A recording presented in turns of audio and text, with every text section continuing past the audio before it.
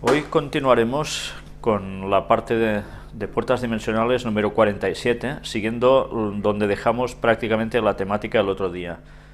Veréis que hoy va a haber bastante lectura de textos bíblicos para analizarlos, donde nos vamos a ver una vislumbre aún más fuerte de textos que todos conocíamos, pero que ahora, desde luego, cogen una magnificencia tremenda y que nos van a servir para terminar de conjuntar muchos de los conceptos presentados hasta ahora.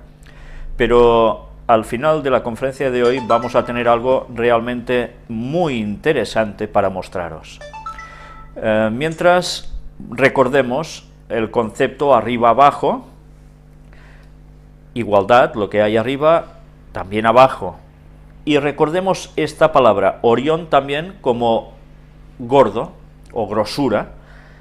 ¿Y por qué? Pues mirad qué tres textos vamos a tocar ahora. El primero se halla en el libro de Levítico, capítulo 3 y versículo 16, que ya sabéis que nos hablaba prácticamente de todo lo que tiene que ver o tenía que ver con los sacrificios. Nos dice: y el sacerdote hará arder esto sobre el altar. Vianda es de ofrenda, que se quema en olor grato a Jehová. Toda la grosura es de Jehová. Mirad cómo ahora, una vez más, vemos más importancia a los textos donde nos habla que ofrecían la grosura de estos animales sacrificados en olor grato a Jehová. Varias funciones tenía esto. Una es que no se comieran, evidentemente, ellos la grasa, pero además, porque ya sabéis que precisamente la grasa, aparte suele ser lo que da el sabor a las carnes, también tiene un algo muy agradable, y es que cuando se quema la grasa es cuando hace ese olor grato. Pues, una vez más, ¿qué significación nos tiene esto? Unir la grosura del sacrificio de los animales en la tierra con la conexión de grosura en Orión.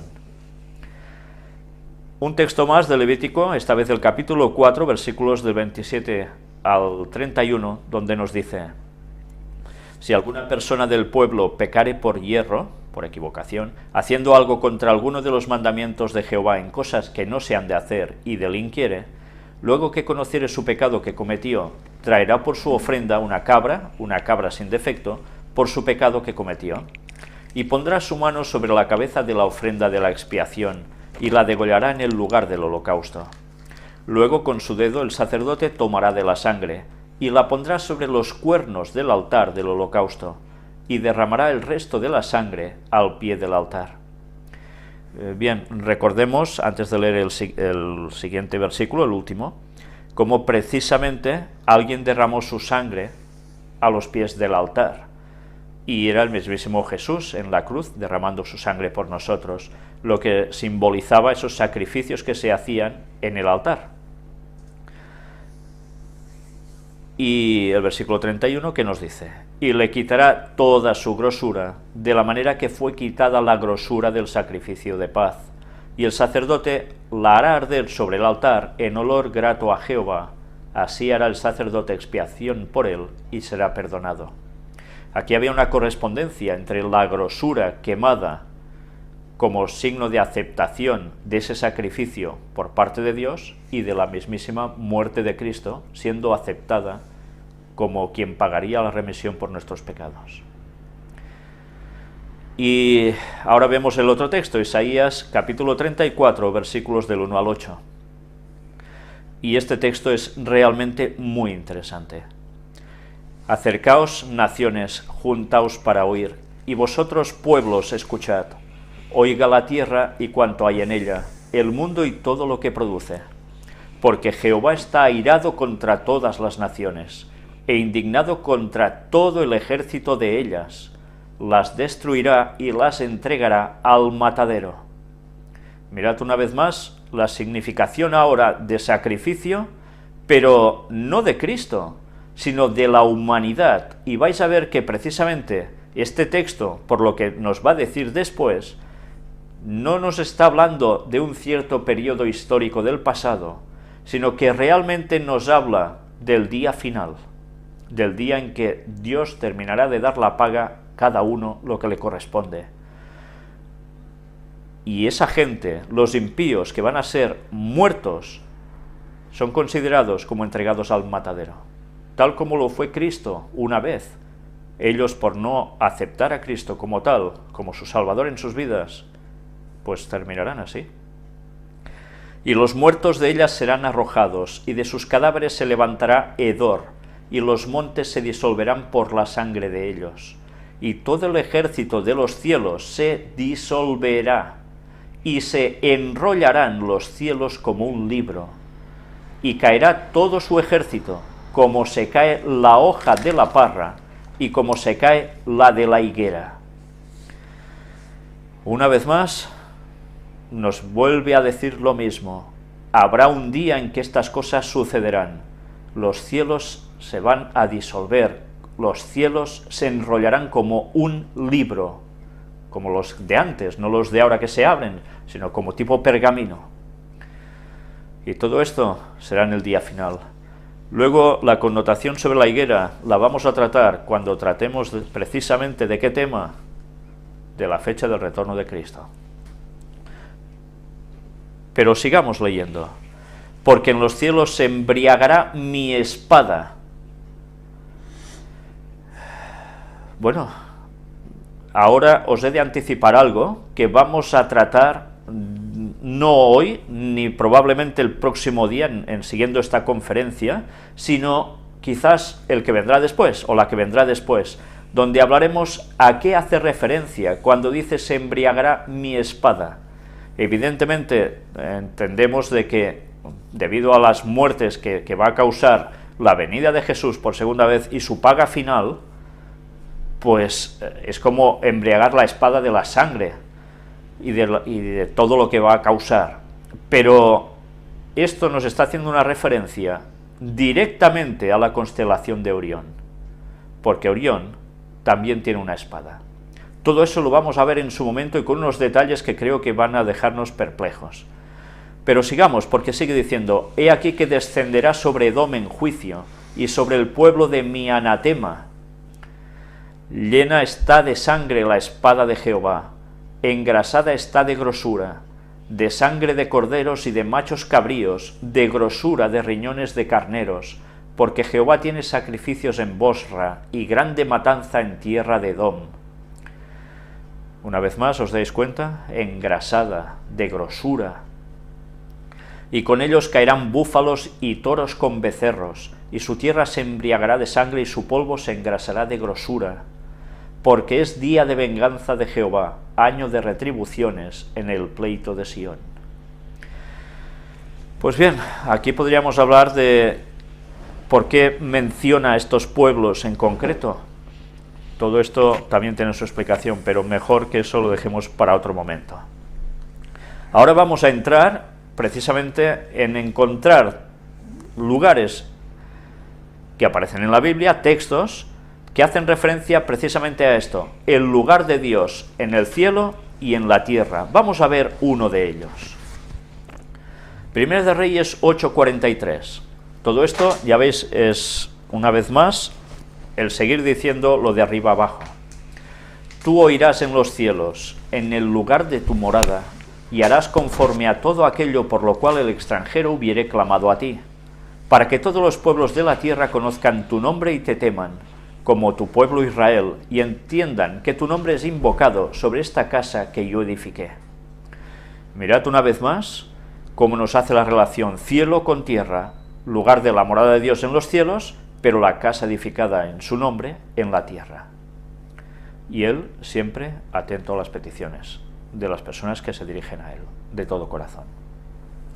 Y ahora veamos ya el lugar específico del cielo, el lugar de Dios en el cielo en textos bíblicos. Primera de Reyes 8, versículo 30 y 49. Oye pues la oración de tu siervo y de tu pueblo Israel, cuando oren en este lugar, también tú lo oirás en el lugar de tu morada, en los cielos. Escucha y perdona. Ya veis la correspondencia una vez más. Tú oirás en los cielos, en el lugar de tu morada, su oración y su súplica, y les harás justicia. En los cielos es donde habita Dios. Salmo 102, 19. porque miró desde lo alto de su santuario, Jehová miró desde los cielos a la tierra. Hechos 7, 55 y 56. Pero Esteban, lleno del Espíritu Santo, puestos los ojos en el cielo, vio la gloria de Dios y a Jesús que estaba a la diestra de Dios. Y dijo, he aquí, veo los cielos abiertos y al Hijo del Hombre que está a la diestra de Dios. Una vez más, en el cielo. Apocalipsis 4, versículos 2 y 3. Y al instante yo estaba en el Espíritu, y he aquí, un trono establecido en el cielo, y en el trono uno sentado. Y el aspecto del que estaba sentado era semejante a piedra de jaspe y de cornalina, y había alrededor del trono un arco iris, semejante en aspecto a la esmeralda. Bien, esto también nos llevaría a los conceptos de lo que describía Ron Wyatt, que encontró dentro de la cueva donde estaba el Arca de la Alianza, con un arco iris que surgía de una piedra muy concreta que él también explica. Pero bien, siempre hay esa correspondencia, arriba, abajo. Habacuc 2:20, mas Jehová está en su santo templo, calle delante de él toda la tierra. Salmos 47, versículos del 6 al 9. Cantad a Dios, cantad, cantad a nuestro Rey, cantad, porque Dios es el Rey de toda la tierra, cantad con inteligencia. Reinó Dios sobre las naciones, se sentó Dios sobre su santo trono. Los príncipes de los pueblos se reunieron como pueblo del Dios de Abraham. Salmo 103:19. Jehová estableció en los cielos su trono, y su reino domina sobre todos. Mirad que en el primer texto nos habla del rey de toda la tierra. Hay personas que dicen, Satanás es el rey de la tierra. No, Satanás es el príncipe de la tierra. El rey sigue siendo Dios. Y cuando nos habla del Salmo capítulo 11, versículo 4, nos dice, Jehová está en su santo templo, Jehová tiene en el cielo su trono, sus ojos ven, sus párpados examinan a los hijos de los hombres. Bien, esta semana alguien me decía que, bueno, he de intentar contactar con esta persona, que en vasco, Betel, también tiene significación sobre ojos. Y distintas palabras muy parecidas a Betel, con esa raíz, tienen precisamente una conjunción con aspectos de los ojos, sea el párpado, precisamente, y zonas de alrededor del ojo. Bien, si esto es realmente así, imaginaos qué quiere decir, que realmente el idioma que utilizan los vascos, el euskera, es precisamente algo que viene de tiempos bastante inmemoriales, no necesariamente totalmente ligados al pueblo hebreo, pero sí como semítico o de esa zona. Por tanto, mirad hasta qué punto a veces los idiomas nos dan unas connotaciones especiales, porque si esto es así, aquí mismo en este texto nos estaría haciendo referencia una vez más a Orión y también las zonas de la Tierra, que ya hemos hablado en estas conferencias. Y vincula Betel con ojos. Sí. Con el ojo. Sí, sí. O sea que sería ojo, y ya sabemos que esto implica que es un ojo como es. Cuando hablamos de ojo normalmente no nos referimos solo a sus formas, si son alargados, ¿no?, sino a la redondita, ¿no? Uh-huh. Pues esto es muy interesante porque veremos más connotaciones hoy precisamente con una de las palabras que vamos a tratar y analizar aquí, que nos lleva una vez más a ver cómo cosas que parecen tan dispares están realmente mucho más unidas de lo que puede imaginarse nadie. Daniel 7 del 9 al 14. Estuve mirando hasta que fueron puestos tronos, y se sentó un anciano de días, cuyo vestido era blanco como la nieve, y el pelo de su cabeza como lana limpia. Su trono llama de fuego, y las ruedas del mismo fuego ardiente. Un río de fuego procedía y salía de delante de él. Millares de millares le servían, y millones de millones asistían delante de él. El juez se sentó, y los libros fueron abiertos. Ya veis que nos está hablando de un episodio de juicio en el cielo. ¿Dónde está Dios? Pues bien, aquí nos dice una situación muy clara y que tiene una gran consonancia con cierta profecía bíblica. Yo entonces miraba a causa del sonido de las grandes palabras que hablaba el cuerno. Miraba hasta que mataron a la bestia y su cuerpo fue destrozado y entregado para ser quemado en el fuego. Habían también quitado a las otras bestias su dominio, pero les había sido prolongada la vida hasta cierto tiempo. Miraba yo en la visión de la noche, y he aquí con las nubes del cielo venía uno como un hijo de hombre, que vino hasta el anciano de días, y le hicieron acercarse delante de él.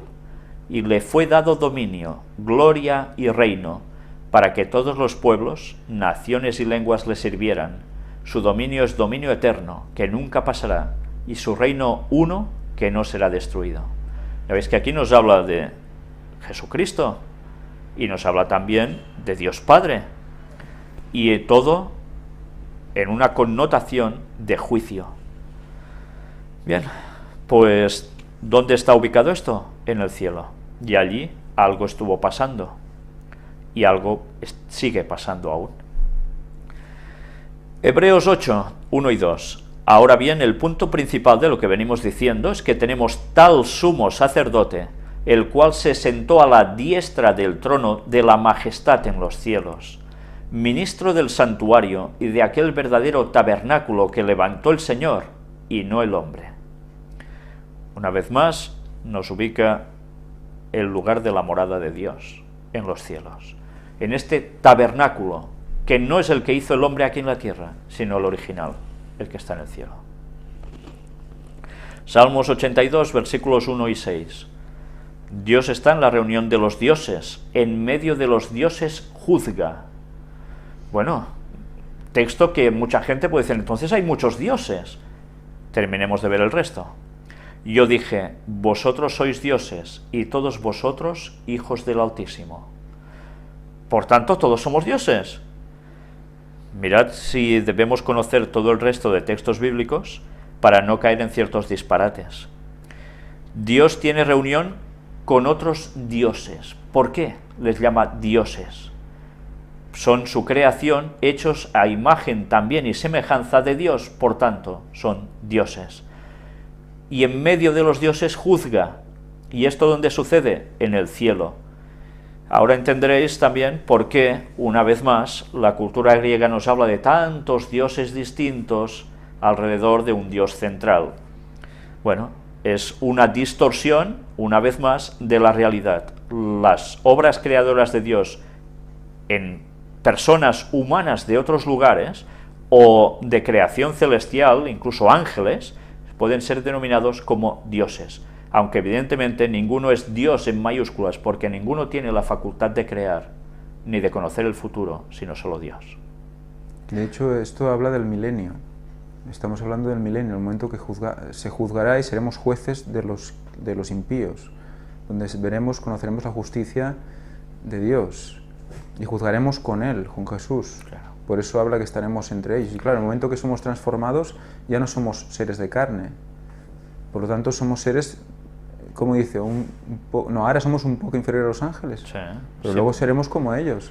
Seremos de la misma materia, de lo que sea, no sé exactamente qué es, pero seremos divinos porque habrá una parte de eternidad en nosotros y la tendremos que mantener comiendo del árbol de la vida, etcétera, ¿no? No vendrá inherente de nosotros, como a Dios, pero tendremos ese poder de la eternidad, ¿no? Por eso después nos dice eso, vosotros sois dioses y todos vosotros hijos del Altísimo. Hechos a imagen y semejanza. Recordemos también el episodio donde Job, en el libro de Job se registra que Jehová está en el trono y viene Satanás, pero allí hay alguien más, los hijos de Dios, y el Satanás viene como representante o va como representante de la tierra. Esto nos indica que cuando Dios está sentado, está pues emitiendo sus funciones como monarca del universo. Y ya sabéis que hacer de monarca también es juzgar. El lugar de Dios en la tierra. Hechos 17, 27 y 28. Para que busquen a Dios, sin alguna manera, palpando, puedan hallarle. aunque ciertamente no está lejos de cada uno de nosotros, porque en él vivimos y nos movemos y somos, como algunos de vuestros propios poetas también han dicho, porque linaje suyo somos. Estas palabras del apóstol Pablo, referidas hacia los griegos, nos está diciendo de un modo muy claro que realmente Dios no está tan lejos de ninguno de nosotros, porque está en nosotros, y ya hemos visto en qué parte en concreto de nuestro cuerpo es donde se hospeda Dios. Pues por tanto esto, una vez más, nos aclara esos conceptos de todo lo que hemos hablado hasta aquí. Y que somos padres suyos, somos hijos suyos como, por linaje. O sea, que es padre de linaje también. O sea, de hecho, claro, en la esencia de la descendencia de Adán, lo que vino, ¿no? Por eso estamos ahí nosotros. Claro, somos su linaje.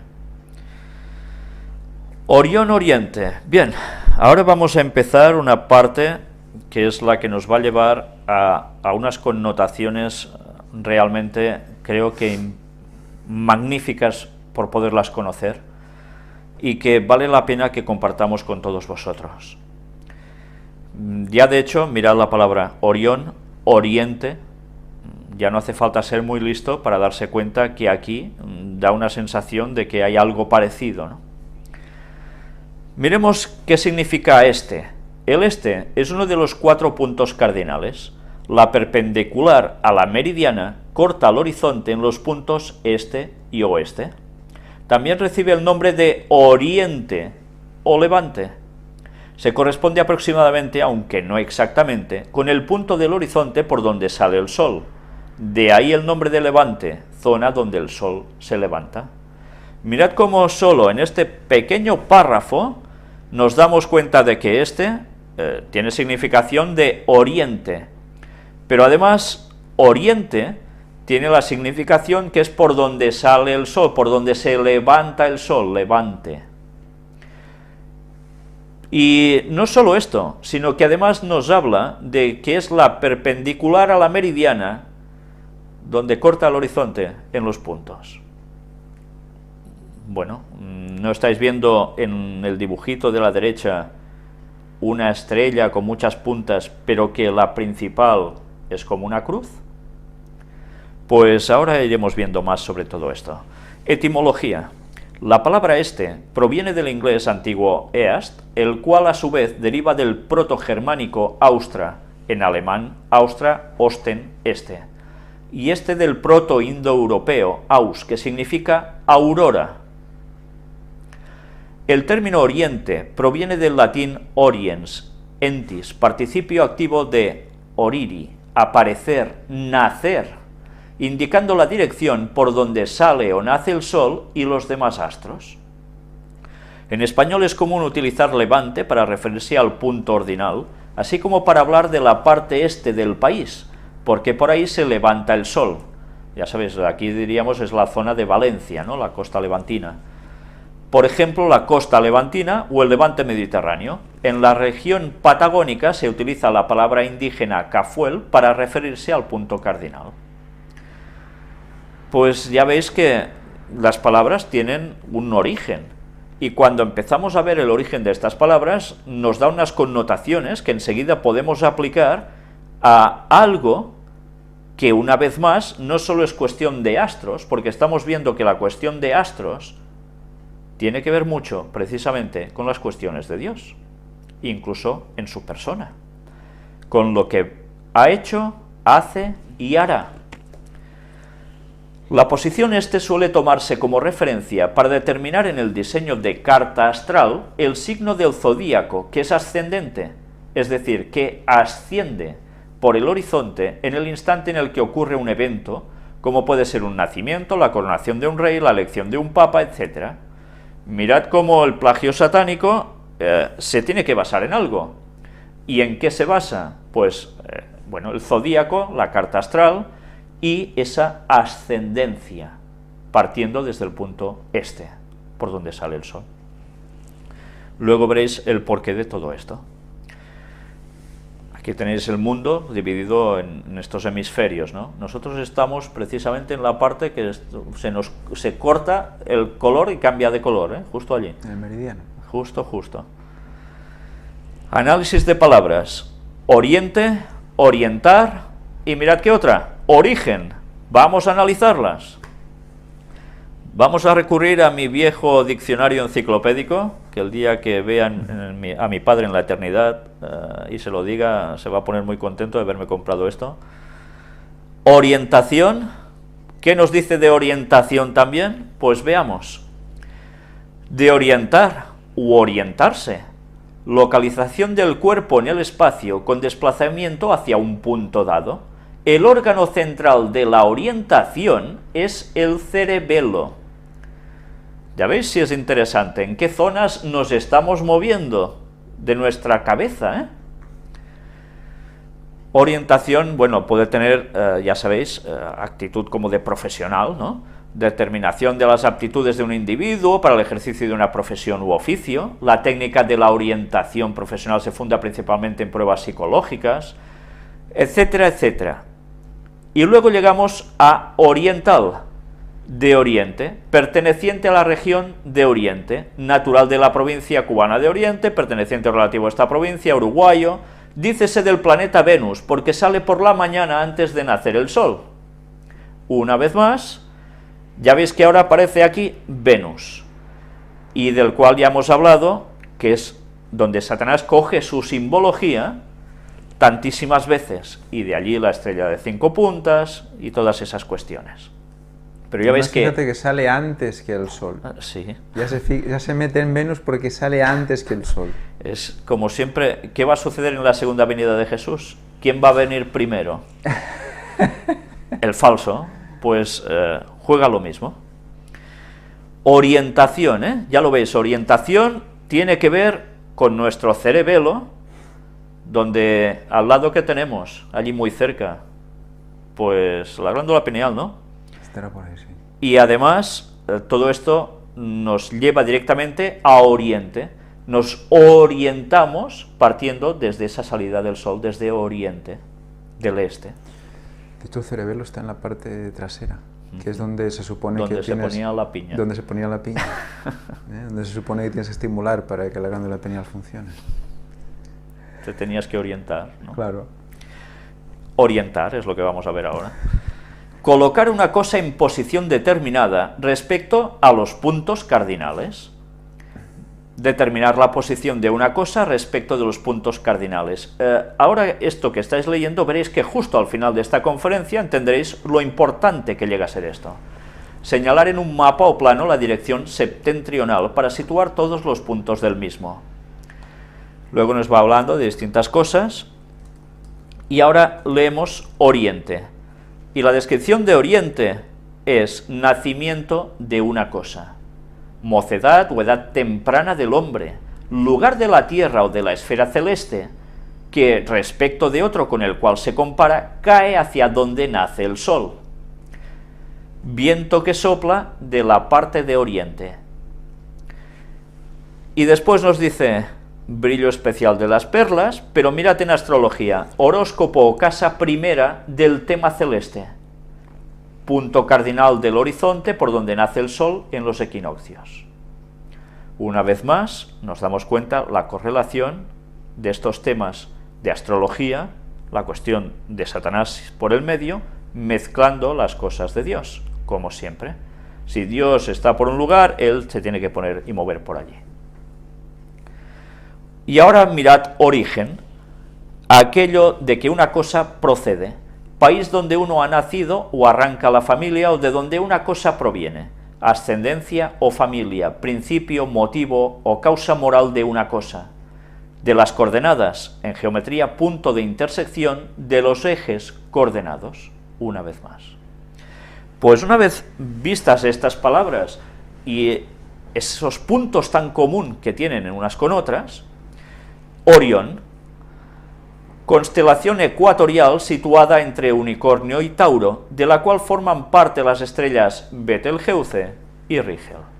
Una vez más, clarísimamente aparece Betelgeuse.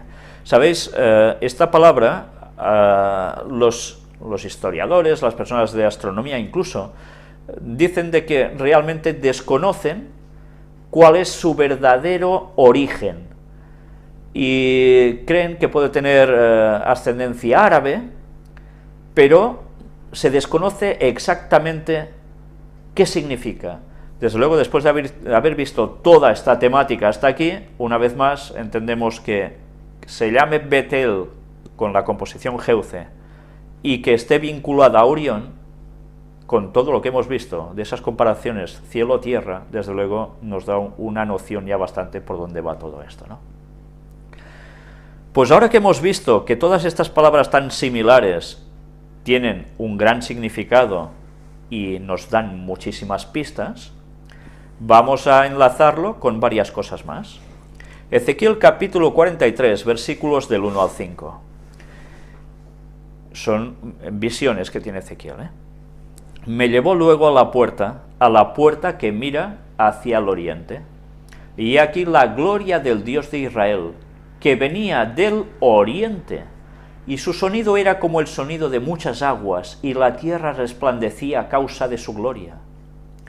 Y el aspecto de lo que vi era como una visión, como aquella visión que vi cuando vine para destruir la ciudad, y las visiones eran como la visión que vi junto al río Quebar, y me postré sobre mi rostro. Y la gloria de Jehová entró en la casa, por la vía de la puerta que daba al oriente. Y me alzó el espíritu y me llevó al atrio interior, y aquí que la gloria de Jehová llenó la casa. Mirad la connotación. Toda esta casa de Jehová, todo este templo, la entrada, toda la parte esencial, ¿por dónde era? Oriente. La vinculación de Oriente con Jehová es total. ¿Por qué? Pues ya lo sabemos, esa significación, ese paralelismo una vez más. Y ahora vais a ver, y mirad que lo hemos hecho ya totalmente distinto cada vez que anunciamos algo como lo que vais a ver a partir de aquí, en esta diapositiva, hemos hecho un cambio en colores, un cambio de todo, para que veamos el texto clave, que sabéis, es el texto clave para entender todo lo que venimos tratando ahora, pero ya os digo que es el texto clave para entender la fecha del retorno de Jesús, que hoy no vamos a tratar, pero vamos a ver muchas otras cosas de este texto clave que no tienen desperdicio y que van a ligar perfectamente con todo lo que hemos dicho, lo que hemos de terminar de decir si Dios quiere, y nos va a llevar de lleno a la temática de la pronta venida de Jesús. El texto en cuestión es Oseas 6 del 1 al 3. Os advierto que esta traducción es la versión Reina Valera de 1960. Luego veréis por qué os digo esto. Venid y volvamos a Jehová, porque Él arrebató y nos curará, hirió y nos vendará, nos dará vida después de 2 días. En el tercer día nos resucitará y viviremos delante de Él. Y conoceremos y proseguiremos en conocer a Jehová, como el alba está dispuesta a su salida, y vendrá a nosotros como la lluvia tardía y temprana a la tierra. Bien, hoy no es el momento para deciros versículo 1 con detalle, versículo 2 con detalle. Esto me gustaría que cada uno de vosotros, con mucha oración y con muchas ganas de saber, se dedicase a buscar qué quiere decir y pedirle al Espíritu Santo que dé luz, porque la luz que hay en estos versículos es la luz más impresionante que nos podíamos llegar a imaginar jamás. Nos vamos a centrar especialmente en el versículo 3. Os lo repito, y conoceremos y proseguiremos en conocer a Jehová, como el alba está dispuesta a su salida. ¿A qué está haciendo referencia? Jesús viniendo tal como el alba, la salida del sol. ¿Por dónde sale el sol? Lo hemos dicho, ¿no? Por oriente. Y vendrá a nosotros como la lluvia. estuvimos hablando de la significación de la lluvia, analizando esas palabras sobre agua y demás, ¿verdad? ¿Qué relación tenía todo esto con Orión? Pues luego hay algo que ahora es la clave del despiste, diría yo, la clave del despiste, como la lluvia tardía y temprana a la tierra. Vamos primero a ver qué significa alba. Nos dice que como el alba está dispuesta a su salida. ¿Qué es alba? Una vez más, mi viejo diccionario del año 1976 nos va a decir que alba, mirad cuál es su procedencia: albus, blanco, amanecer, primera luz del día antes de salir el sol, vestidura o túnica de lienzo blanco que los sacerdotes, diáconos y subdiáconos se ponen sobre el hábito y el amito. Una vez más, mirad lo interesante.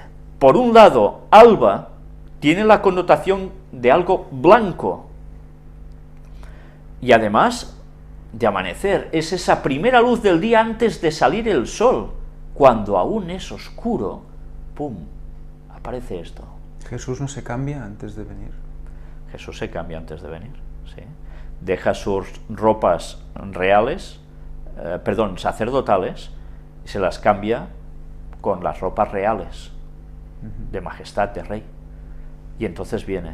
Pero mirad una vez más qué plagios utiliza el catolicismo, Satanás utilizando una vez más el catolicismo, para hacer ver que el lienzo blanco que ellos llevan es esa alba, la simulación de esa venida de Jesús.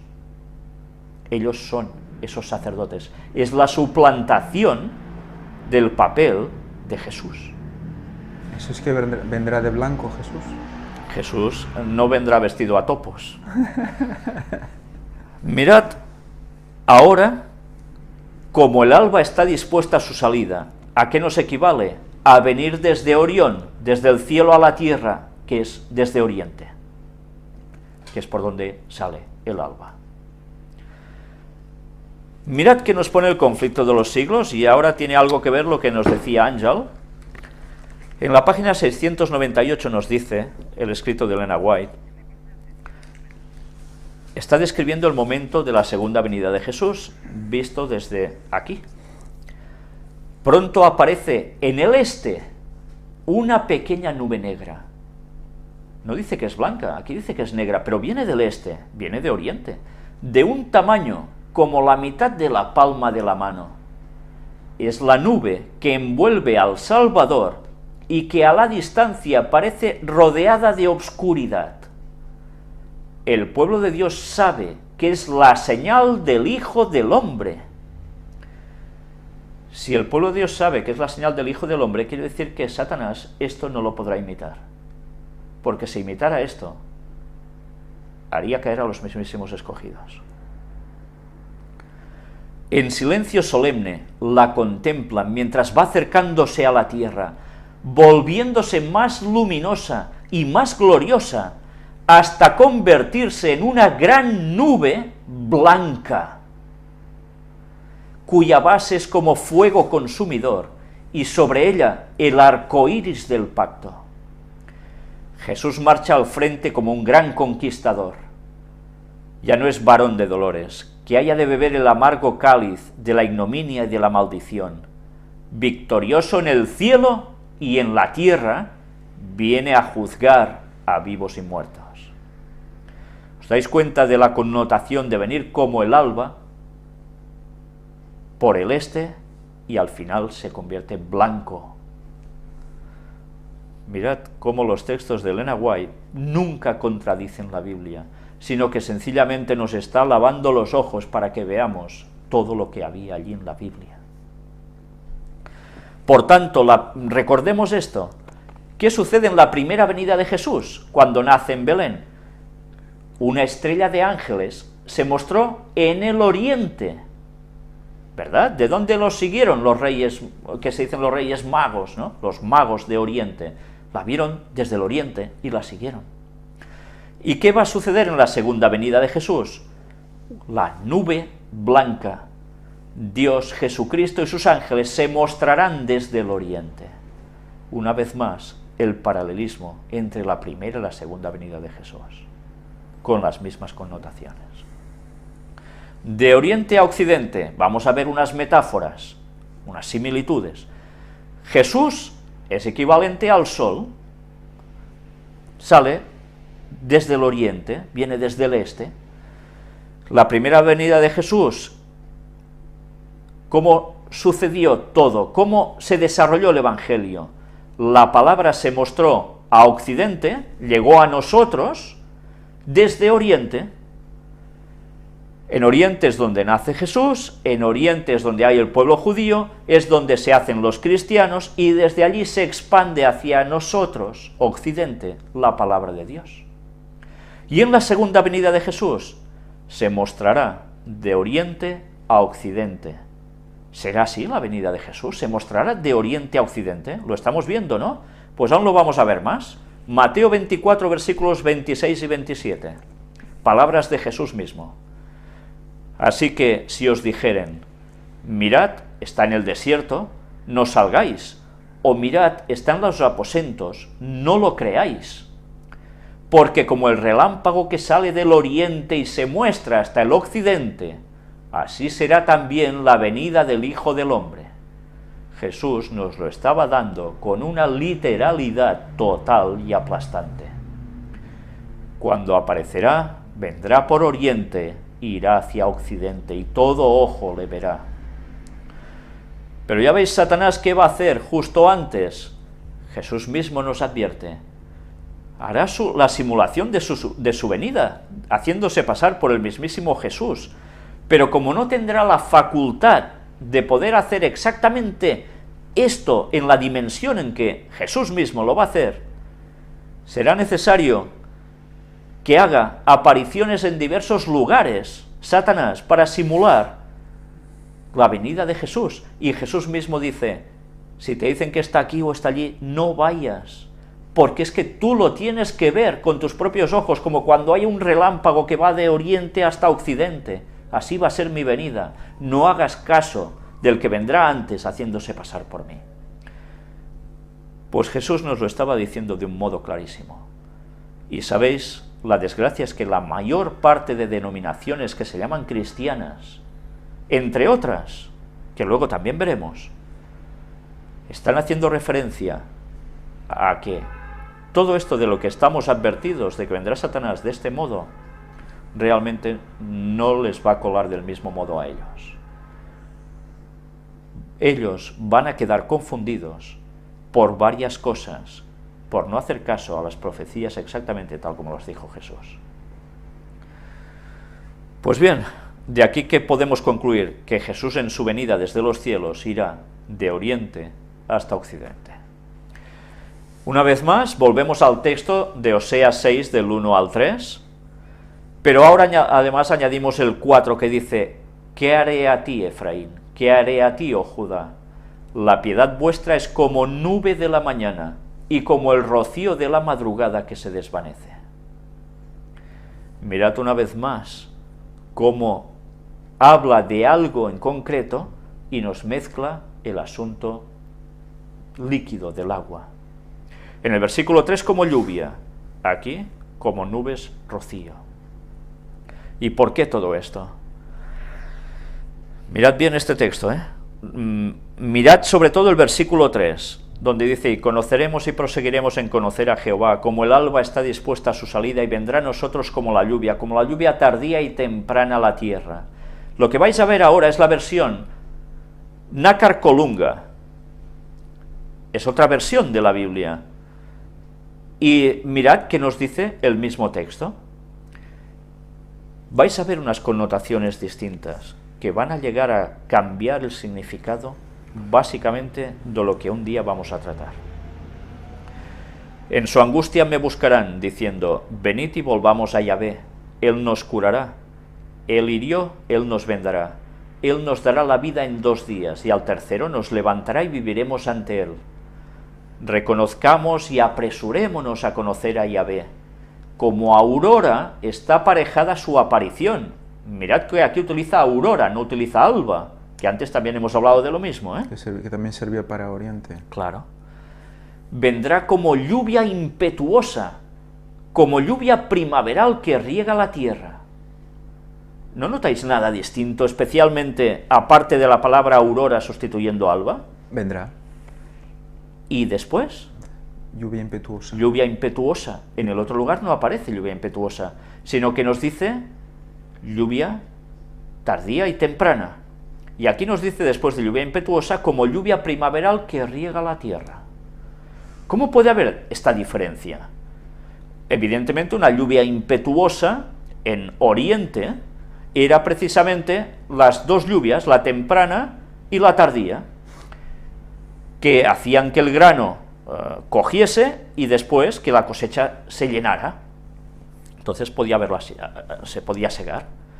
Por tanto, tiene una misma connotación, una lluvia impetuosa, quiere decir ese tipo de lluvia, sea la temprana o la tardía. Pero mirad que aquí no nos hace referencia a la tardía, perdón, a la temprana, sino que nos dice como lluvia primaveral que riega la tierra, que esta era la tardía.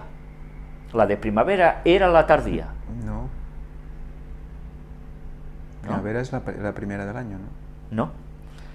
Esto lo veremos más adelante. Vale. Ya veréis.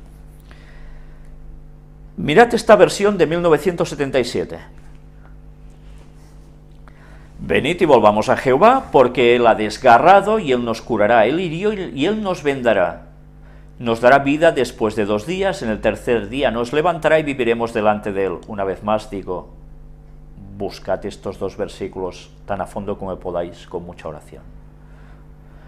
Sigue diciendo, y conoceremos y proseguiremos en conocer a Jehová, como el alba está fijada su salida. ¿Qué quiere decir esto? El sol sale seguro, ¿verdad? Está fijada, o sea que hay el momento en que eso sucederá, vendrá. Como dice después, y vendrá a nosotros como la lluvia de primavera que riega la tierra. ¿Qué haré contigo, Efraín? ¿Qué haré contigo, Judá? La piedad vuestra es como nube de la mañana y como el rocío de la madrugada que se desvanece. ¿Habéis visto que también este texto es más parecido a la de Nácar Colunga que no a la versión de 1960? Nos habla de la lluvia de primavera que riega la tierra. Pero bien, nosotros quedémonos bastante ahora con la parte del alba, está fijada su salida. Por tanto, Jesús vendrá sí o sí, cuando toque. ¿Y sabéis en qué marco lo está poniendo? ¿No sabéis cuándo será esto? Nos lo está diciendo en los 2 versículos de antes. En los 2 versículos de antes. Pero sigamos. Como no nos hemos conformado con lo que hemos visto en estas versiones, vayamos al texto original. En ese tipo de libro que nos es tan necesario, que es un Antiguo Testamento interlineal hebreo-español, y busquemos el texto de Oseas, precisamente. Versículos los mismos. Aquí no podemos leer de izquierda a derecha, ya sabéis que el pueblo judío cuando escribía y sigue escribiendo va de derecha a izquierda. Y aquí nos hace una traducción literal del significado de cada palabra de la que vemos en el texto escrito en hebreo, traducido al español. Venid y volvamos a Yahvé, pues Él desgarró, pero nos curará. Hirió, pero Él nos vendará. Nos reavivará después de 2 días. En el día, el tercero, nos levantará y viviremos en su presencia. Por tanto, conozcamos, prosigamos para conocer a Yahvé, como amanecer, aparecerá su salida. Y vendrá como lluvia para nosotros, como lluvia de primavera riega tierra. Mirad cómo esta es la parte literal del texto que luego los traductores entendieron como entendieron y tradujeron como, bueno, no sé si bien quisieron o bien pudieron. Querían dar grandes connotaciones en ese texto, y bien, cada Biblia, sabes que una palabra puede tener más de una connotación, y en hebreo muchas a veces, por tanto no es siempre fácil elegir lo más adecuado. Pero sea como fuere, mirad donde una vez más nos dice como amanecer aparecerá su salida, como el alba, como la aurora, nos está diciendo lo mismo. Pero después, como lluvia, para nosotros, como lluvia de primavera riega tierra. ¿Nos dice algo aquí de la lluvia de otoño? No, solo nos habla de la lluvia de primavera. Y si os he dicho que esto nos está hablando, y no porque yo lo diga, sino porque el texto lo dice, de la segunda venida de Jesús, ¿no veis nada aquí? ¿Cuándo vendrá Jesús?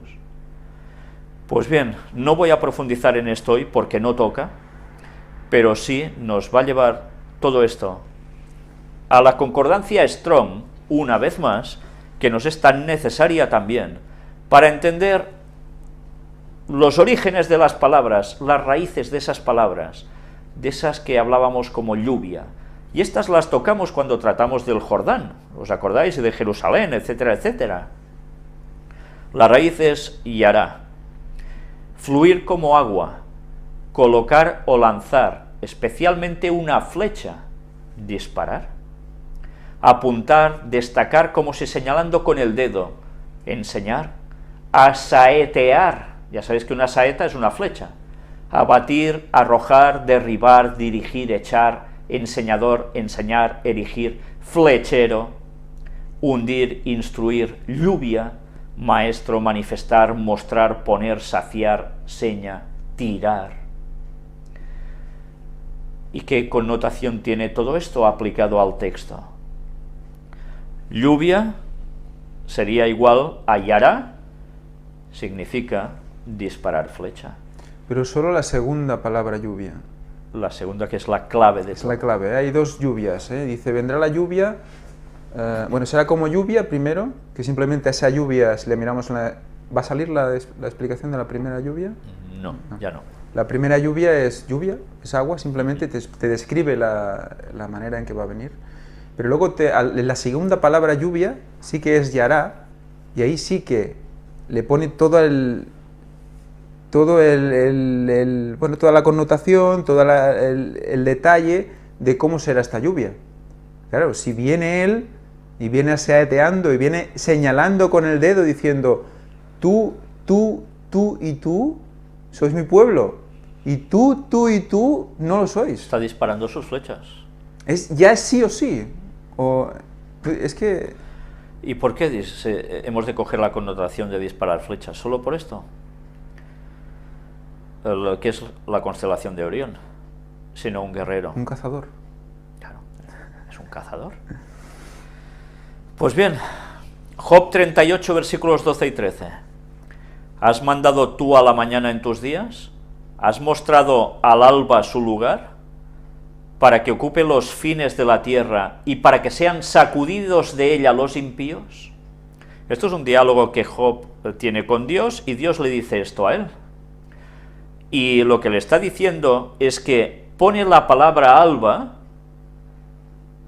que sale de su lugar porque Dios lo establece así, para que ocupe los fines de la tierra, el oriente, pero además, y para que sean sacudidos de ella los impíos. ¿Os dais cuenta de lo que ahora nos decía Ángel? De ese tú y tú, ¿cómo van a quedar sacudidos los impíos por esa connotación que tiene alba en la segunda venida de Jesús? Es la limpieza, la selección. Por eso el color blanco. Piensa que cuando hacen las cubiertas del santuario, también hay el púrpura, el carmesí, pero también está el lino torcido. Y el lino es símbolo de pureza, es lino blanco. Y también los levitas. En todo el santuario. Y en el mismo sacerdote, sobre un lino blanco, ponía todo el resto. Sí, sí.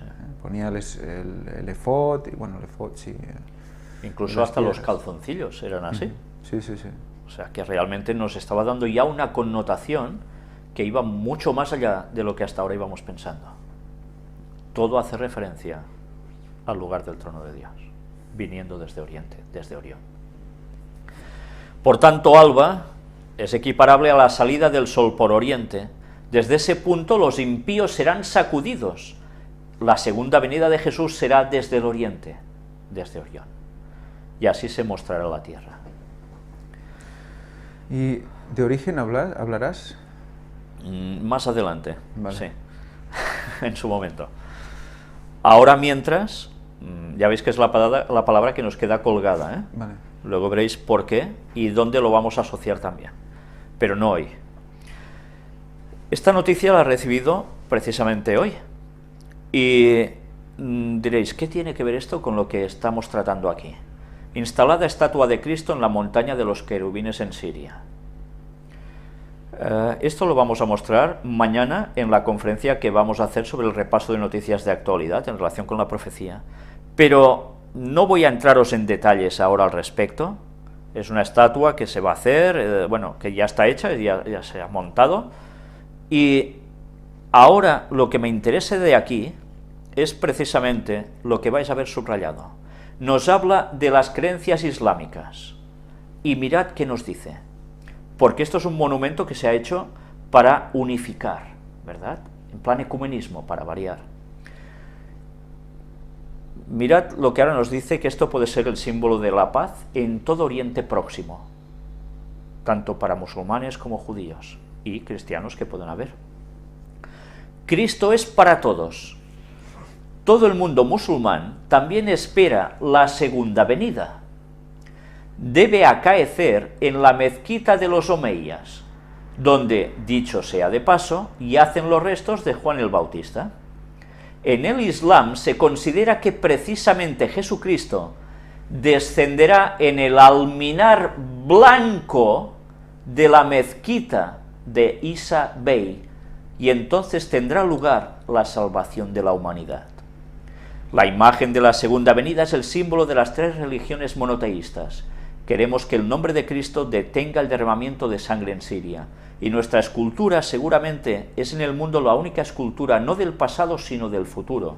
Es la escultura de la espera de la venida de Cristo, y todos nosotros, la gente, tiene las esperanzas puestas en Cristo y no en las resoluciones políticas. Esperamos esta salvación. ¿Creéis que cuando Satanás venga haciéndose pasar por Jesús, no hará sucumbir al mundo islámico, yendo precisamente a este lugar en el alminar blanco de la mezquita de Isa Bey? Alba, blanco, Jesús viene. Fíjate que en la montaña de los querubines. La montaña de los querubines. Y Kesil, bueno. Sí, dilo. No, dilo.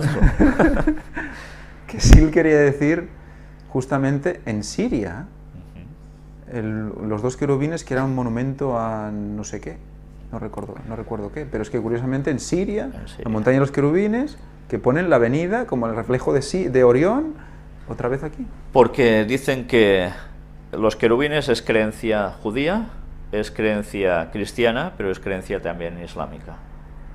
Por tanto, es un lugar básico para unión en la persona de la segunda venida allí. Pero me refiero que también es Orión en la tierra para los musulmanes. Claro, para variar. Es el Kesil musulmán. Siempre, fijaos la importancia de los plagios satánicos. Es capaz de coger todos los detalles que Dios ha puesto, y luego vais a ver al final de esta conferencia, qué gran detallazo, cómo precisamente Satanás va haciendo sus plagios, sus extracciones de todo lo divino, para llevar a la confusión de las culturas desde el inicio del mundo hasta el fin. Para los que no recuerdan, que Sil era Orión en hebreo. Exacto. Que a lo mejor... Pues bien, dicho esto, y mirad, soy consciente que hay gente del mundo del Islam que sigue nuestras conferencias, porque algunos cuantos ya se han puesto en contacto conmigo muchas veces, y lo agradezco mucho, pero ya sabéis que nuestro deber es decir las cosas tal como son, y creo que lo que estamos haciendo es no mostrar, sino demostrar todo lo que aparece en la Biblia y todos esos plagios satánicos, que evidentemente el diablo no se ha quedado quieto para nada, y lo que hace es crear la confusión tanto como puede para llevar al mundo al gran engaño. Y por eso debemos abrir todas nuestras mentes, pedirle a Dios con toda la oración que convenga y el ayuno necesario, de que debemos conocer la verdad y a partir de aquí realizar los cambios necesarios, porque lo que nos estamos jugando no es yo soy fanático de ser adventista, yo fanático de ser católico, yo de ser protestante, yo de ser musulmán, yo de ser no sé qué. No, lo que nos estamos jugando es la salvación y no caer en los engaños satánicos. Por eso, Dios solo puede trabajar en las personas que son sinceras. Estas son las únicas que son capaces de coger la verdad de Dios y abrazarla, aunque eso les cueste tener que echar por la borda años de su vida en los cuales estaban en el error. Y eso no siempre es fácil, para nada es fácil, pero con la ayuda de Dios se puede. Desaprender es el problema. Es la parte más dura del ser humano. Negar todo lo que has aprendido, aunque sean bases totalmente irrefutables para el mundo, ponerte en manos de Dios y que Dios te vaya enseñando realmente lo que está equivocado. Y realmente nosotros cada día, mira que intentas ser lo más mente abierta posible, pero igualmente, sin darte cuenta, tienes cosas asumidas de toda una vida y cuando ves realmente cosas que te lo rompe todo, solo te puedes arrodillar y decir, bueno, enséñame lo que creas conveniente. Pues sí. Por tanto, ahora entramos en otra palabra que va a ser la clave que nos va a llevar a la sorpresa final de hoy, y es Gilgal. Y diréis, ¿y ahora por qué hablamos de Gilgal aquí? Pues vamos a verlo, y vamos a verlo con todo un proceso. Primero de todo, vamos a buscar en esta concordancia de la Reina Valera de 1960, donde aparece la palabra Gilgal. Aquí tenéis la relación de todos los textos. Lo que vemos automáticamente es que hay 3 puntos en concreto que subdividen los textos. El número 1 nos dice lugar cerca de Jericó, y hay toda una remesa de textos. Luego vemos punto número 2, ciudad en los montes de Samaria, donde aparece otro texto. Y después viene punto número 3, collado alto al norte de Betel, con 2 textos más. Y diréis, entonces, Gilgal es más de un lugar, ¿sí? Hubo y hay varios Gilgals que aparecen en la Biblia.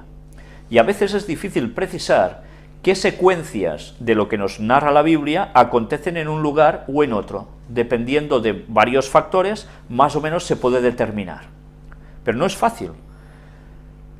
Una vez dicho esto, miremos este texto, 2 de Samuel 19, versículo 15.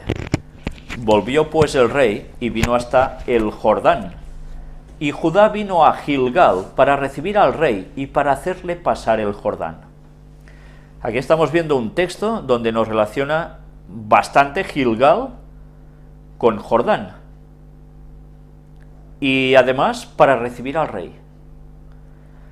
Ya estuvimos hablando sobre Jordán, sus significados. Ahora mirad 2 de Reyes 2, versículos del 1 al 7. Aconteció que cuando quiso Jehová alzar a Elías en un torbellino al cielo, Elías venía con Eliseo de Gilgal. Un torbellino recordamos cómo es, ¿no? Todos hemos visto a veces cuando vas andando y de repente hace un poco de aire y se forma un torbellino que levanta algún papelito del suelo, alguna hoja o algo, ¿no? Cierta espiral. Hace una espiral, ¿eh? Bueno, con esto os hago la connotación para que recordéis todo lo que hemos tratado en puertas dimensionales. Nos sigue diciendo, en un torbellino al cielo, Elías venía con Eliseo de Gilgal.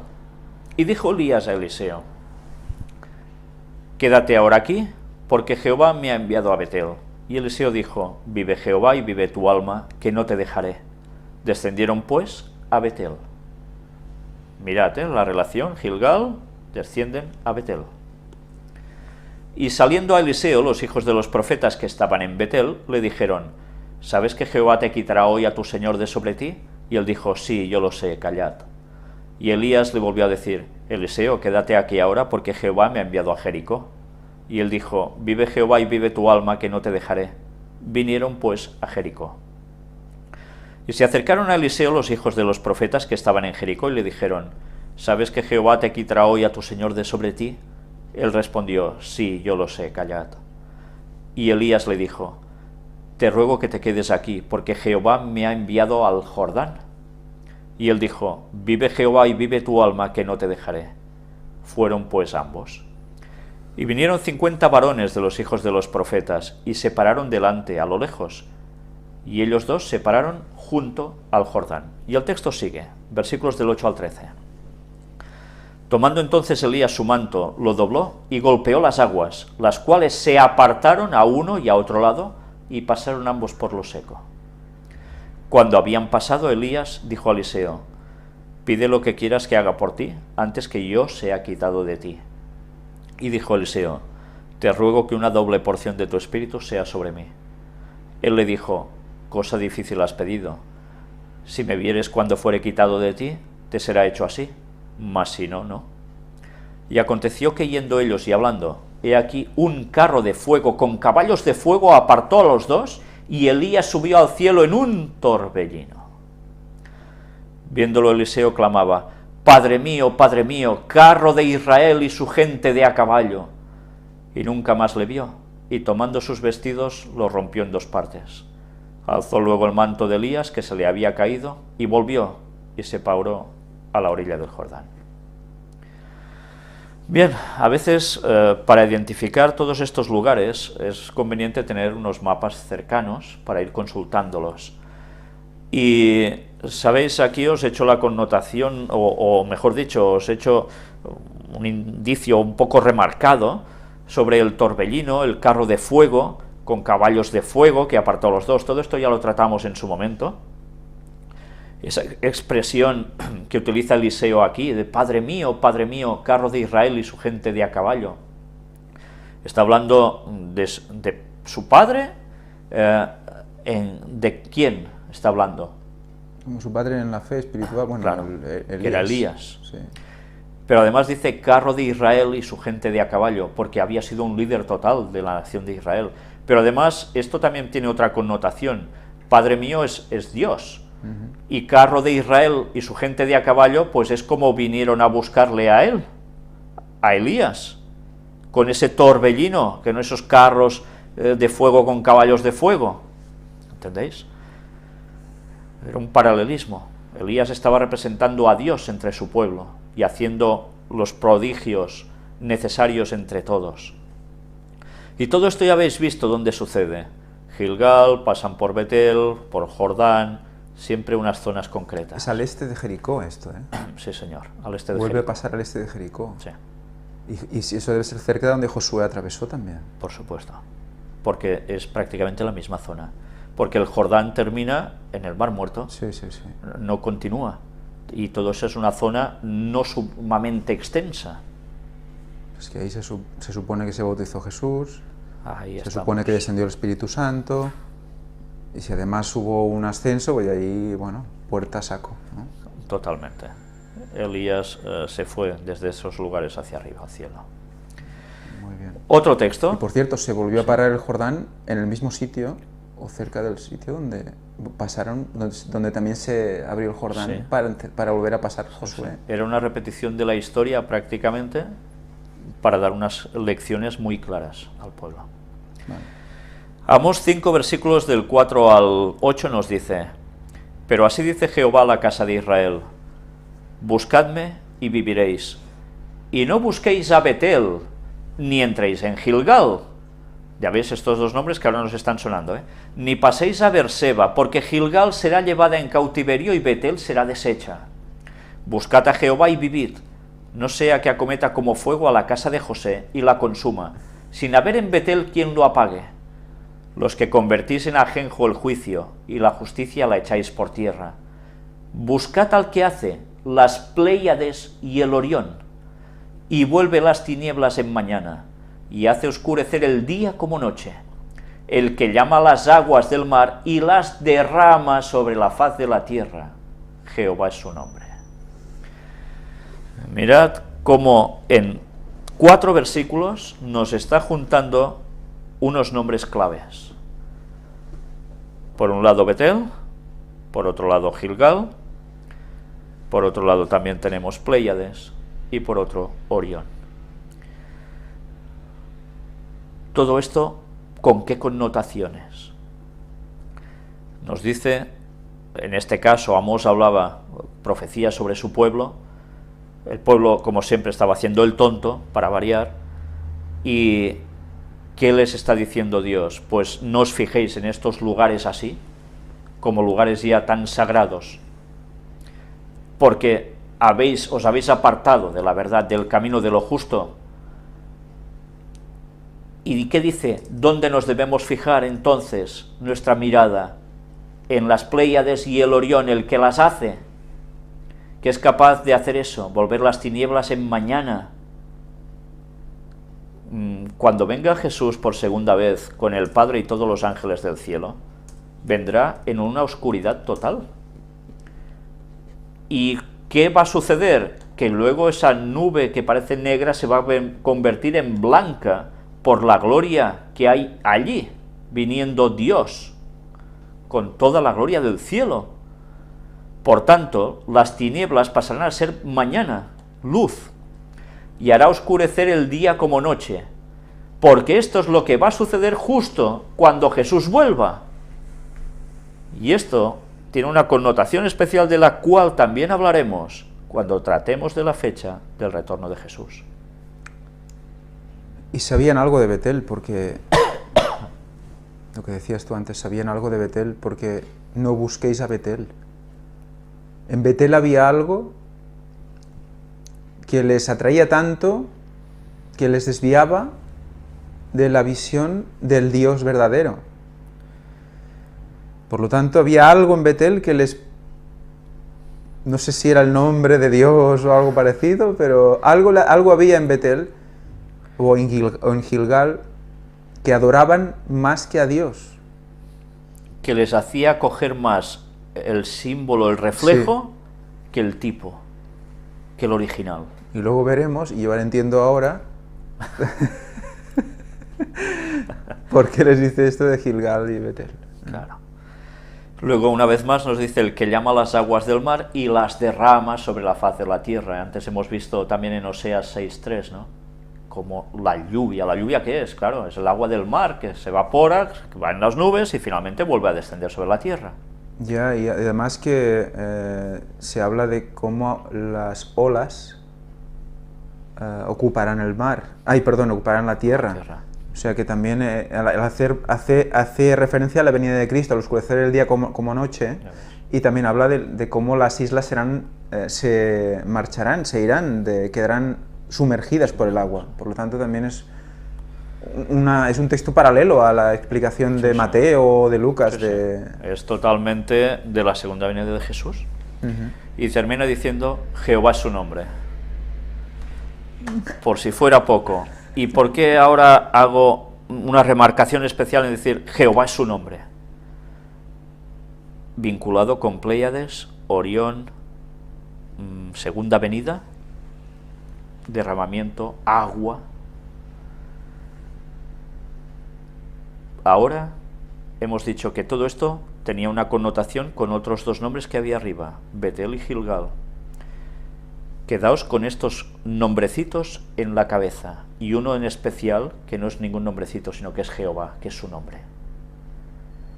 Porque ahora vamos a ver, después de todo lo que vamos a mostrar ahora, algo que realmente os dará que todo esto no estaba puesto junto porque sí. Fíjate que luego dice, porque Gilgal será llevada en cautiverio y Betel será deshecha, pero no habla nada de Beerseba. No. ¿Vale? O sea, eran más importantes Gilgal y Betel que Beerseba. Por alguna razón, Dios les quería demostrar que esas dos ciudades iban a ser destruidas y que no miraran lo material porque había que levantar los ojos si querían mirar algo al cielo, digamos. Pues mirad, ahora vamos a ver un atlas. Un atlas donde vamos a ver la ubicación de este lugar, Gilgal. ¿Veis este puntito en rojo? Hay el Mar Muerto. Lo que hay hacia arriba es el río Jordán, y subiendo un poco más arriba del Mar Muerto está precisamente marcado en este puntito rojo Gilgal. Ahora vamos a verlo también aquí. Y hay otras poblaciones alrededor. Pues esta es la ubicación. Ahora entenderéis por qué cruzar el Jordán, etcétera, etcétera, porque estaba prácticamente allí al lado. Pero además, si volvemos atrás, os daréis cuenta de que hay otro tipo de poblaciones.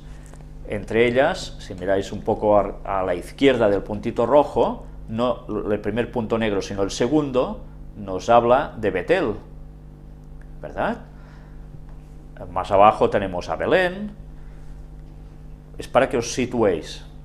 Y Jerusalén, bueno, no estaba tampoco muy lejos, ya lo veis abajo, aquí, al lado del Mar Muerto. Si vais a la izquierda, aquí, un poco más a la izquierda. ¿Qué buscamos?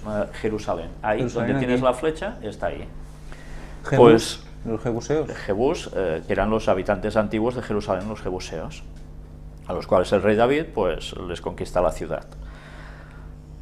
Mirad ahora qué significa Gilgal, porque ahora sí que es apaga y vámonos. Gilgal, bueno, espero que no lo hagáis, de apagáis. Gilgal, ¿qué significa? Círculo de piedras. Es probablemente el mismo sitio del primer campamento militar de Josué al oeste del Jordán. Sin embargo, algunos eruditos sugieren un Gilgal a 11 kilómetros al norte de Betel, conocido hoy día como Gilgileyeh. En Gilgal, Saúl fue recibido formalmente como rey por las tribus unidas de Israel. Allí fue recibido como rey. Ya veis que esto también tiene una importancia, ¿eh? Porque Jesús vendrá para que nosotros lo esperemos como rey, lo recibamos como tal. Dice que hay eruditos que está a 11 kilómetros al norte de Betel. Pero además, mirad por qué os he remarcado círculo de piedras, que es el significado de Gilgal. Hemos estado hablando de los plagios de Satanás, hemos estado hablando de esas puertas dimensionales, y ahora quizás recordaréis cuando un colaborador nuestro, que supongo que nos estará escuchando, desde México, nos escribió y nos relató una excursión que había hecho por cierto lugar de su país, donde precisamente él encontró que había un círculo de unas piedras muy extrañas, que después ya no encontró, por más que buscó, y que con un palo dio unos golpes, y allí eso era algo, y que por esa zona precisamente los ovnis, bueno, como si nada, aparecen con una facilidad, exacto, sí, sí. Hablábamos de esas puertas dimensionales, círculo de piedras. Y Stonehenge, y etcétera, Claro. etcétera. Siempre hay esa relación, ¿no? El círculo como un lugar donde algo se manifiesta. ¿Qué hacen en espiritismo? No ponen círculo, velas en círculo, estrellas de 5 puntas y de 6 en círculo, cerradas en círculo, para que se manifiesten los espíritus, etcétera, etcétera. Es una apertura de una puerta dimensional. Pero ya veis, Gilgal precisamente tiene esa connotación, círculo de piedras, porque algo se manifestaba. Yo no sé si voy a liar a la gente, pero en el otro Gilgal, Sí. a este le podemos llamar Gilgal 1, si queréis, el Gilgal que está al norte de Betel, Que es lo interesante. el interesante para lo que estamos haciendo ahora, y luego está el Gilgal 2, que le vamos a llamar 2, que es el que está al este de Jericó, y es la primera ciudad en la que se aposenta Es la conquista. Josué cuando cruza el Jordán y entra en la tierra prometida. Pues cuando se para el Jordán y bueno, pasan ellos, ponen el arca y pasan ellos en seco, resulta que coge 12 piedras, Una por cada tribu. una por cada tribu, las pone en Gilgal, pero el Gilgal 2, Sí. que seguro que era en el círculo, vamos, que como si lo viera ahora mismo, Ahora ya. ¿vale? Que luego pone otro círculo o otras piedras, 12 más, en el mismo río seco, también, como en conmemoración del paso en seco, Que luego las aguas vuelven a... y luego las aguas cubrirlas. vienen a tapar. Pero recordemos que antes hemos dicho que también era la zona del bautizo, la zona de... ¿qué has dicho tú? De lo de Elías. O sea que ahí otra puerta, otro círculo. Sí. Curioso que sean 2 Gilgals, porque claro, de hecho hay muchos Gilgals porque son círculo de piedras, y si ponían círculo de piedras por todos lados, Gilgal tiene que haber... Incluso hablan, ya lo veremos, de la connotación de que probablemente Abraham ya había hecho también allí altares de sacrificios. Una vez más, quemar grosura. Quemar grosura, ahí estamos. Bueno, pues dicho esto, que espero que no os haya liado el asunto, sino todo lo contrario. Espero que no. Estamos en Gilgal 1 ahora mismo. Veamos qué nos dice este comentario bíblico Moody del Antiguo Testamento, redactado por Charles Pfeiffer. Vamos a buscar la palabra Gilgal, que antes hemos visto también. Nos habla aquí sobre el arrebatamiento de Elías, y luego nos dice: aconteció, para la fecha de este suceso, etcétera, etcétera, nos remarca unos textos. Es evidente que el arrebatamiento de Elías tuvo lugar después de la muerte de Ococías, en un torbellino. Nos dice inserción retrospectiva. Tan solo la posibilidad del arrebatamiento de Elías era conocida en este tiempo. Elías venía con Eliseo de Gilgal. El hebreo dice bajaba. Este Gilgal es más alto que Betel y está en Efraín, cerca de Silo, el moderno Gil-Gileyeg. En Amós 4.4 y en Oseas 4.15 es mencionado juntamente con Betel como asiento de un falso culto a Dios. ¿Entendemos algo más y ahora? Por eso Dios les decía que lo negaran ya de una vez. Donde era lugar de culto a Dios, pasó a ser lugar de culto a Satanás. Satanás ya había hecho su cambiazo y había conseguido llevar a la gente al camino totalmente opuesto al de Dios, suplantando lo que Dios ya tenía allí.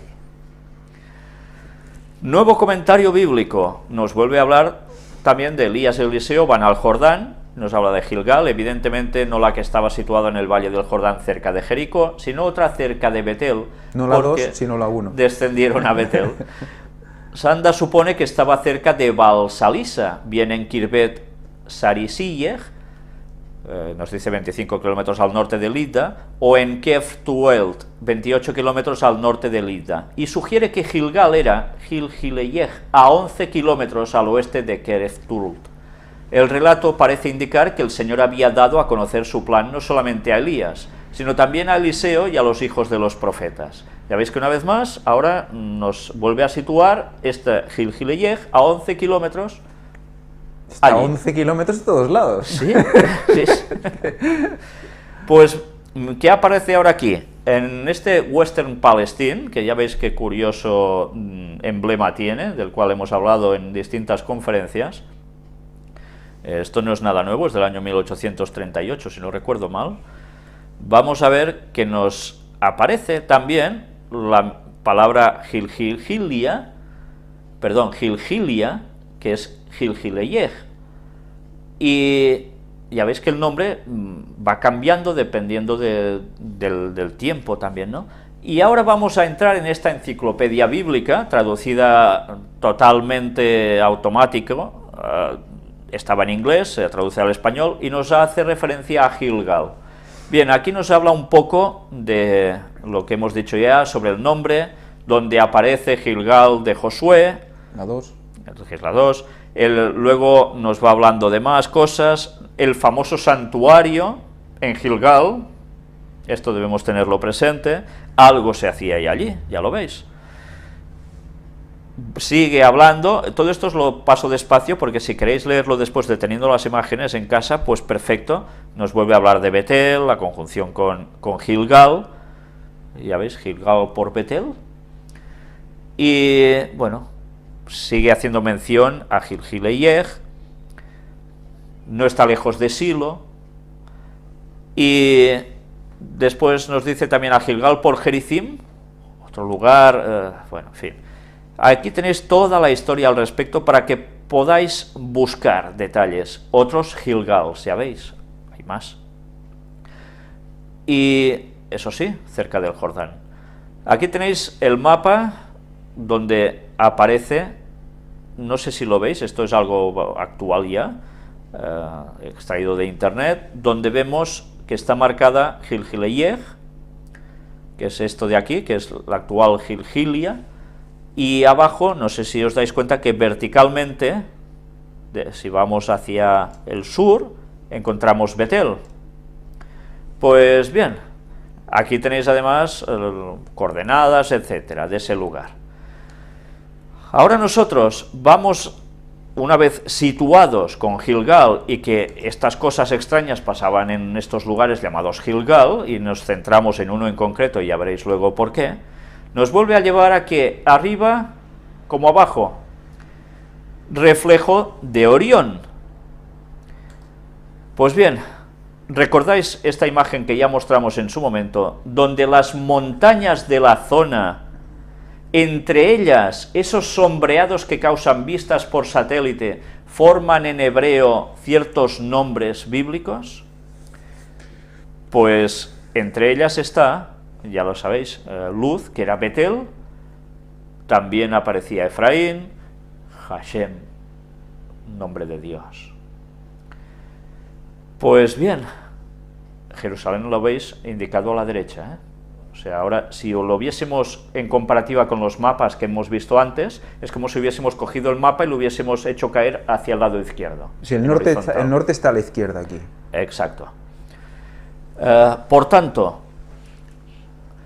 mirad bien, esto que evidentemente, quien quiera creer que es una casualidad que estos nombres salen porque sí, pues que lo crea, que lo crea. Si alguien cree que el hombre ha tenido la facultad, el poder de transformar las montañas, cortándolas, yo no sé cómo, para que salgan los nombres tal como aparecen, pues enhorabuena, vaya pedazo de hombres deberían hacer esto. Quien no quiera reconocer que Dios ha marcado la tierra con su nombre, que no lo crea, pero ahí está, ahí está. ¿Qué hombre es capaz de hacer esto? Nadie. Pues después de ver que hay este sello de que la tierra es de Dios y justo ese lugar, muy concretamente, y ya hemos visto el porqué tantas veces, ahora nosotros vamos a terminar con un vídeo. Un vídeo que mientras lo estáis viendo, Ángel nos lo irá comentando porque lo ha preparado él mismo. ¿Sabéis? Él me llamó, me dio una serie de nociones sobre unas cuestiones de las que estábamos hablando, me planteó unas cuestiones y a partir de allí empezamos a tirar del hilo. Y realmente lo que sospechamos, pues resulta que es verdad. Lo que vais a ver ahora os va a dar la comprensión que Satanás solo ha plagiado las cosas de Dios. Luego lo vamos a comentar más después de ver este vídeo, con lo cual vamos a terminar prácticamente. Pero mirad ya el título que os hemos puesto. Este vídeo es Orión, Israel, pirámides. Dicho así diréis, ¿cómo? ¿Pirámides en Israel? ¿Ha habido pirámides? Bueno, vamos a comentarlo después, porque ahora lo que vamos a hacer es entrar el vídeo y mientras vais viendo unos mapas en los cuales Ángel ha hecho un montaje espléndido, vais a comprobar que realmente las casualidades no existen. Cuando quieras, Ángel, todo para ti.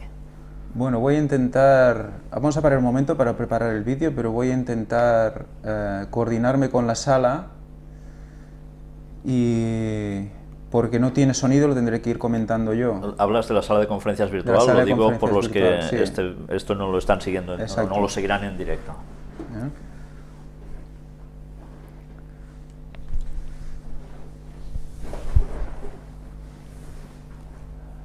Aquí estamos viendo la disposición de las ciudades, como hemos dicho antes, Gilgal, Betel, y concretamente el nombre de Dios, y Jerusalén, concretamente el lugar de la crucifixión. Ahora vemos unas ampliaciones de lo que sería el punto rojo el monte Gilgal, que es como describe la Biblia, al norte de Betel, de donde descendió Elías. Ahora veremos una ampliación de Betel, con los 3 puntos rojos que están dentro de las 3 montañas que forman el nombre de Jesús, del nombre de Dios, perdón. Y abajo la ampliación de Jerusalén, con el punto rojo, que es el punto de crucifixión de Jesús, según los descubrimientos de Ron Wyatt, y el punto amarillo encima de la explanada de las mezquitas, que es donde estaría el templo de Salomón en su momento. Y ahora vamos a las pirámides, y diréis, ¿qué hacen las pirámides aquí? Las de Egipto, ¿eh? Las de Egipto, las que forman el cinturón de Orión. Exacto. Si estas pirámides las giramos exactamente 140 grados al este, o sea, menos 40 grados, al este, y las colocamos encima de estas 3 ciudades que os hemos mostrado, vais a ver una más que sorprendente coincidencia. Como podéis ver, al hacer transparencia en las pirámides de Egipto, hay una concordancia entre Gilgal, Betel y Jerusalén, casi en el centro de las pirámides. Volvemos a poner el nombre de las ciudades y ahora haremos un pequeño dibujo alrededor del perímetro de estas 3 pirámides para que quizás con el dibujo hecho pues, por ordenador y haciendo una cruz cruzando los vértices, veremos como el centro de la pirámide cae casi justo en las zonas, por no decir justo en las zonas, donde están marcadas las 3 ciudades.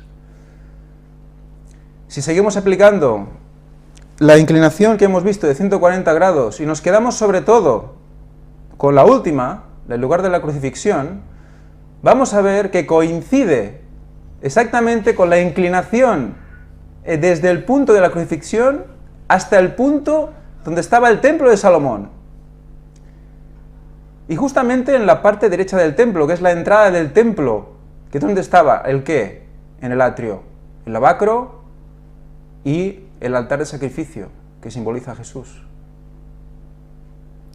Yo no sé cómo se os ha quedado el cuerpo, pero yo cada vez que lo veo me quedo no hay palabra. Clavado, sí. ¿Veis que la inclinación es 40 grados negativos también? Justo 40 hacia el este.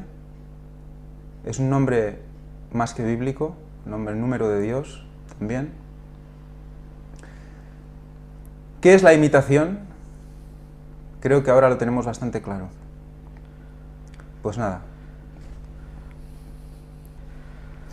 Bien, pues sabéis, cuando uno ve esto, es cuando realmente se queda sin palabras. Y bueno, me las he de buscar para decir lo que ahora debo decir, porque realmente es algo que cuando vimos cómo coincidía, nos quedamos realmente perplejos. Si podemos alegar de que no, es que las pirámides se construyeron como reflejo de Orión y eso es lo primero y esto ha sido una copia, tenemos un grave problema, porque ¿qué estaba antes? ¿Las pirámides o los montes?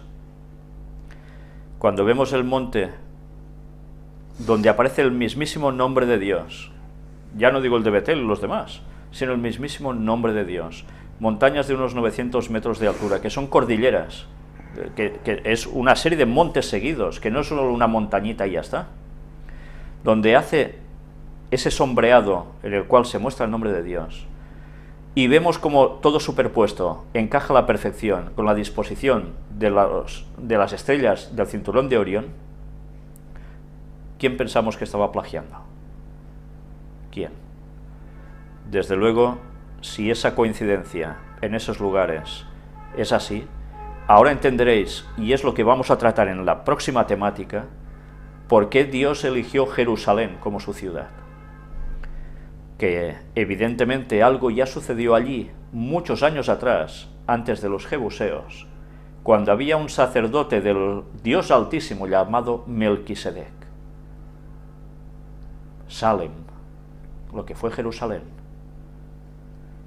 ¿Por qué Dios había elegido ese lugar? ¿Por qué Dios había puesto además su nombre en esa montaña? ¿Y por qué Gilgal estaba justo ubicado allí como círculo de piedras? Otro monte. Y Mirad, Elías siempre desciende de allí. O sea, ahí debía estar adorando con Eliseo, viviendo, no sé, pero desciende de allí, es el principio del viaje. Sí. Y Elías no adoraba a dioses falsos. Los falsos ya veis que son amonestados en otros textos, ¿no? Por tanto, bueno, yo creo que después de ver esto, cualquier persona que tenga un poco de entendimiento en sus cabezas, se deberá plantear seriamente si Dios existe o no existe, si esto lo han hecho los extraterrestres o quién lo ha hecho,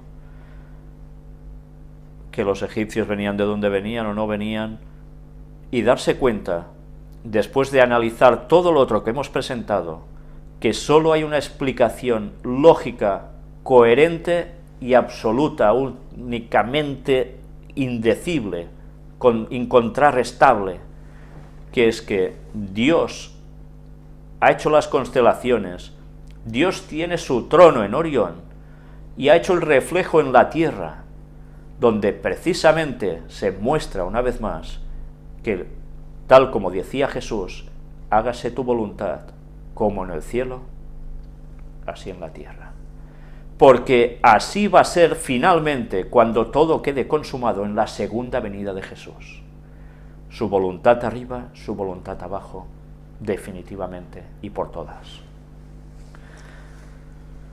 En fin. Siempre me había preguntado por qué el templo estaba al sureste de la zona de crucifixión, porque si os fijáis siempre es de norte a sur, Dios en el norte y el resto en el sur. Y la verdad, cuando vi esto, pues dije, clarísimo. Pues debe ser por eso, ¿no? Debe ser por eso. Bueno. Pues a nosotros solo nos queda que dar gracias a Dios por mostrarnos estas cosas de las cuales no teníamos ni idea hasta hace unos días. Hasta hace unos horas días. O sí. 2 días quizás.